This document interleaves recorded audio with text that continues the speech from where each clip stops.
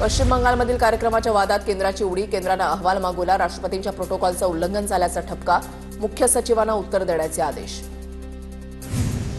पश्चिम बंगालमधील संथाल परिषदेमधील कार्यक्रम स्थळावरून राष्ट्रपतींची नाराजी, ममता बॅनर्जी मला धाकट्या बहिणीसारख्या, बंगाल सरकारला आदिवासींचं भलं नकोय असं वाटतं, राष्ट्रपती मुर्मूंची टीका.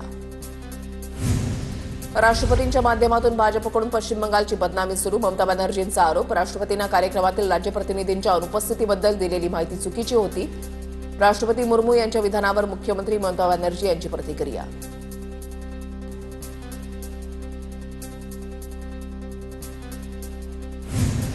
राष्ट्रपतींचा अपमान म्हणजे देशाच्या संविधानाचा आणि लोकशाहीचाच अपमान, आदिवासी समाज तृणमूल काँग्रेसला माफ करणार नाही, पंतप्रधान मोदींचा ममता बॅनर्जींवर निशाणा. ममता बॅनर्जी सरकारचं वर्तन आणि लोकशाही आणि प्रत्येक भारतीयाचा अपमान करणारं फडणवीसांचं वक्तव्य, राष्ट्रपतींच्या संदर्भात ममता बॅनर्जी सरकारची भूमिका निषेधार्ह, मुख्यमंत्री फडणवीसांचा ममता बॅनर्जींवर निशाणा. ममता दीदींची ममता दुसऱ्यांना सन्मान देताना आटलेली दिसून येते, या घटनेचा निषेध करावा तितका कमी, राष्ट्रपतींचे कार्यक्रम एका दिवसामध्ये ठरत नसतात, ममता बॅनर्जींच्या कृतीवर चित्रा वाघ यांची टीका. राष्ट्रपतींच्या कार्यक्रमाचा प्रोटोकॉल तोडणं हे घाणेरडं राजकारण, संथाल कार्यक्रमावरून आशिष शेलार यांची ममता बॅनर्जी यांच्यावर टीका, पश्चिम बंगालमध्ये शहरी नक्षलवाद सुरू असल्याची शेलारांची टीका. खासदार संजय राऊतांकडून माजी उपराष्ट्रपती जगदीप धनखड यांची भेट, सदिच्छा भेट होती, यावेळेला अनेक विषयांवर मनमोकळ्या चर्चा झाल्याची संजय राऊतांची प्रतिक्रिया. सांगली जिल्हा परिषदेमध्ये भाजपचा अध्यक्ष होईल, मंत्री चंद्रकांत पाटलांकडून विश्वास व्यक्त, काही दिवसांपूर्वी वेट अँड वॉचची भूमिका असल्याचं चंद्रकांत पाटलांनी म्हटलं होतं. भाजपने पराभवाची सवय लावून घ्यावी, महापालिकेमध्ये जे झालं ते जिल्हा परिषदेमध्ये होणार नाही, खासदार विशाल पाटलांची भाजपवर टीका, 18 फेब्रुवारीला जिल्हा परिषद अध्यक्षपदाची निवडणूक होणार. रत्नागिरी जिल्ह्यातील 9 पंचायत समितीच्या सभापती निवड 9 मार्चला होणार, चिपळूण पंचायत समिती सभापती कुणाची वर्णी लागणार याकडे लक्ष, तर चिपळूण पंचायत समितीमध्ये महायुतीचा सभापती होणार, उद्योगमंत्री उदय सामंत यांच्याकडून विश्वास व्यक्त. अजित पवारांनंतर माझा प्रवास सोपा नव्हता, मात्र महिला शक्ती माझ्या मागे थांबली, हीच ताकद मला ऊर्जा देते, सुनेत्रा पवारांचं महिला दिनाच्या कार्यक्रमात भाष्य.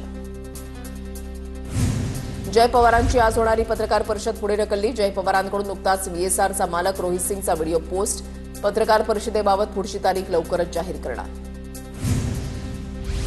रोहित पवारांचा कारखाना बारामती विमानतळापासून 6 किलोमीटरवर, रोहित पवार स्वतःच्या कारखान्याची चौकशी का करून घेत नाहीत, भाजप पदाधिकारी वैभव सोलनकर यांचा सवाल. अजितदादांच्या विमान अपघाताची पारदर्शक चौकशी व्हावी, माजी मंत्री राजेश टोपे यांची प्रतिक्रिया, या चौकशीतून सत्य बाहेर यावं अशी सर्व महाराष्ट्राच्या जनतेची अपेक्षा, राजेश टोपे यांचं वक्तव्य.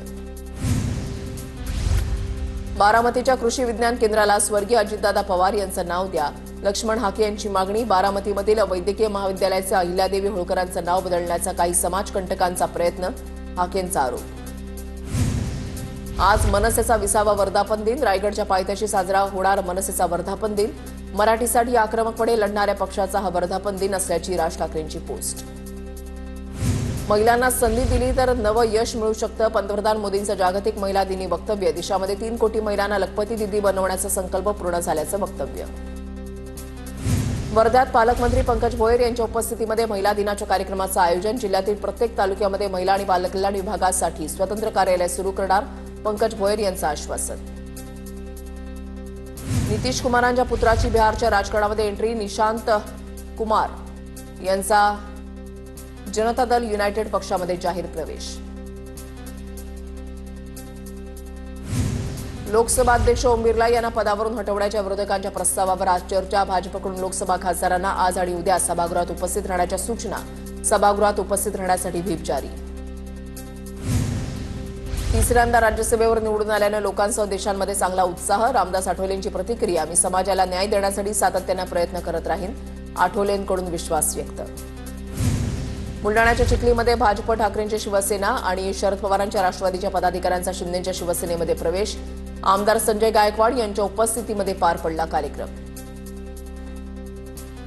सिन्नर तालुक्यामधल्या देशवंडी इथे लोककवी वामनदादा कर्डक यांच्या भव्य स्मारकाचा भूमिपूजन सोहळा, केंद्रीय राज्यमंत्री रामदास आठवले, संजय शिरसाट, मंत्री दादा भुसे आणि छगन भुजबळांच्या उपस्थितीमध्ये कार्यक्रम.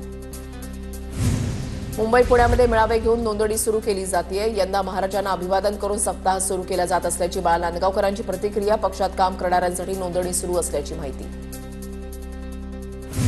शिंदखेड्याच्या मौज विखुर्लीत शेतकऱ्यांचं आंदोलन। साखर कारखान्यासाठी दिलेल्या जमिनीचा वाढीव मोबदला देण्याच्या मागणीसाठी शेतकऱ्यांचं आंदोलन। दिलेला दर प्रत्यक्ष बाजारभावाच्या तुलनेमध्ये खूपच कमी असल्याचा आरोप। एकमेकांवर आरोप प्रत्यारोप करणारे अंबादास दानवे आणि संदीपान भुमरे एकत्र एका लग्न समारंभात दानवे आणि भुमरे यांच्यामध्ये गप्पा रंगल्या। जमीन संपादनातील मोबदला मिळवण्यासाठी बनावट इबानामा केल्याचा आरोप दानवे यांनी खासदार भुमरे यांच्या चालकावर केला आहे।